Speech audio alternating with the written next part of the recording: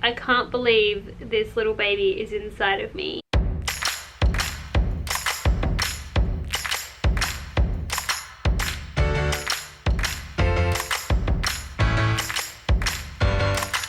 Hey guys, welcome back to my channel. My name is Courtney if you are new here. I'm sorry if the lighting is different than my other bump dates. It's really overcast today, so there's barely any sun. This week I am 34 weeks pregnant. I'm on the home stretch, guys. My symptoms for this week are shortness of breath. I had a scan today, so I found out why I have shortness of breath. I'll talk more about the scan at the end of this video. It'll be kind of an update on how she's tracking size-wise in correlation with my gestational diabetes. Another symptom this week that is getting bad is round ligament pain. If you've been pregnant and you've experienced round ligament pain, you know what I'm talking about. It's kind of like sharp, sometimes achy pains just like underneath your belly. Just everything stretching and growing, and obviously baby's getting bigger, so she's putting quite a lot of weight on just everything. Along with the round ligament pain, my hips have been sore and just pain down there because she's getting heavy. And that has brought on the next symptom, which is the lovely lightning crutch. If you guys have been pregnant and you know what lightning crutch is, I feel sorry for you. It hurts so much and it stops you in your track. It's just like a sharp, it's like someone stabbing you in the vagina. Basically, that's what it feels like. I don't know how else to explain it. It feels like a zap, which I guess is why it's called lightning crutch. It feels like an electrical stabby zap in your girl bits. It sounds so unpleasant. It's very short-lived. Usually it's just a quick thing and it stops, thank God. But yes, that has started this week. This week I've also had days of just exhaustion, where I don't want to get out of bed. I can barely keep my eyes open. I struggle to do stuff with Talia. I've just been so incredibly tired, and I think it's because she's getting bigger and I'm lugging around this extra weight and she's using up all my energy. Exhaustion. Another thing I've noticed this week, more so than any other week, is frequent urination. And it's not that I do a whole lot of urinating when I go to the toilet, but I'm frequently making trips there because she is on my bladder, and it always feels like that I need to go to the toilet. So sometimes I go and it's just a little bit because she's just always on my bladder. And sometimes I get like a punch or something to the bladder, or a kick or whatever, and it's all of a sudden I really need to pee right then and there. I need to go to the toilet or I'm gonna wet myself. That has started this week, more so than any other week. They are all the notable symptoms that I have written down for this week.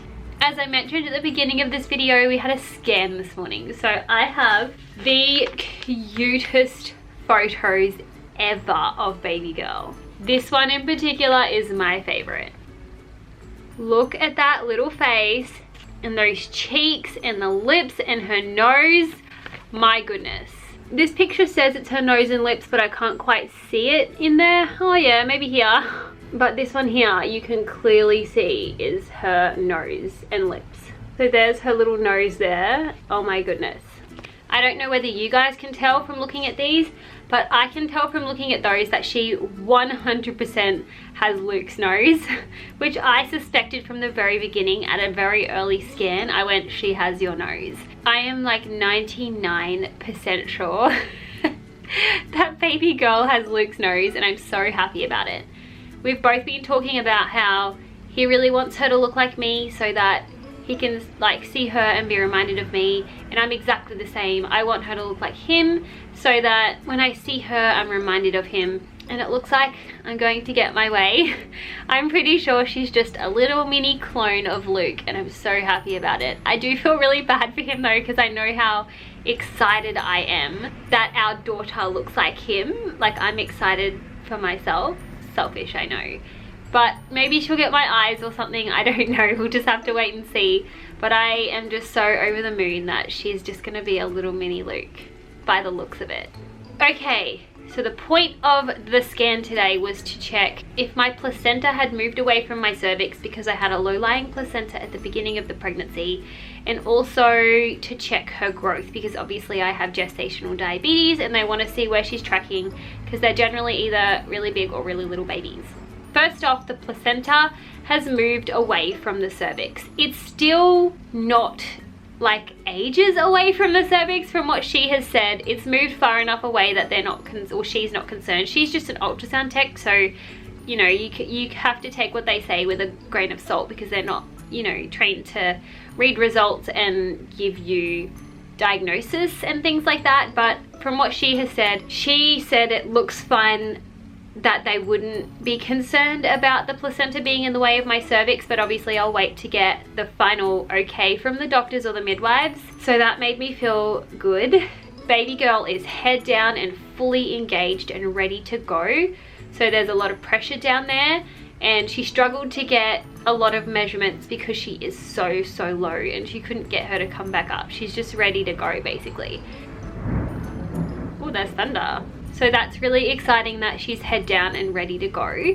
Her feet are up in my diaphragm, she said, which is why I'm getting out of breath suddenly, and I'm out of breath all the time, and sometimes I really struggle to catch up and I feel winded and I feel like I can't breathe, and it's because she's in my diaphragm, like kicking me. Obviously she's big and she's taking everything up, so not just my diaphragm but my lungs as well are restricted because she's big. You know, you have a human inside of you and you're bound to have some issues. Yeah, so that's a huge reason that I'm out of breath all of the time. If I try and have a conversation with anyone, it's just like, it's a big deal. I have to try and catch up on my breath. Size wise for the scan, we didn't get given a specific weight that they think she is because she's an ultrasound tech. Maybe the midwives or the doctors will be able to give me some more specific information in relation to how heavy they think she is at this point. But measurement wise, her head, she said, is measuring a little bit small, which surprised me. I thought she was gonna have a big head because, you know, Luke's the dad. But she said that her head is on the smaller side, nothing too bad, nothing like to be concerned about. I am 34 weeks pregnant and her head is measuring somewhere between 32 and 33 and a bit weeks, so it's not a huge difference, but it is on the smaller side. However, her tummy is in the 77th percentile-ish, which is very common for gestational diabetes babies to have their tummies measuring on the big side. I'm fully diet controlled. I'm not on insulin as of yet. My numbers look fine. I don't have any problems controlling my fasting levels. The only time I get an elevated number is if I have a blowout and eat a bunch of donuts and pizza and things like that, which I try to not do often. But for the most part, I'm able to eat bread and pasta and some treats without it seemingly affecting my numbers. They don't get above the threshold that they're looking for, if that makes sense, unless I have a real blowout. So yes, just looking at these photos, I can't believe this little baby is inside of me, and she's just the cutest little thing. The ultrasound tech said that she has quite big lips, like they look really luscious. It could also be because she's smushed up in there, but she didn't get my lips, so I'm assuming that Luke is to blame for that. I feel like I didn't get anything in the genetic pool that is this baby, and I am completely okay with that. Poor Luke. I think that's all I had to talk about. I think that was everything. The main thing that happened this week was the scan, and I'm so incredibly, I had to hold back tears of joy when she showed up on the screen. The ultrasound tech said that I'll more than likely have another scan at 36 weeks, so in 2 weeks I'll have another scan and they'll track her growth and see where she's at, and if she's, you know, on the larger side, or if they're concerned about anything, or my numbers for my glucose levels are out of whack or anything like that, then we'll discuss induction. But other than that, as of right now, everything looks good. But although this pregnancy has been much more difficult than my previous pregnancy with Talia, it was just a breeze with Talia, nothing went wrong. Everything seems to be working out fine. But that is everything. That's all the information that I have for the 34-week bump date. I'm gonna go ahead and show you my 34-week bump.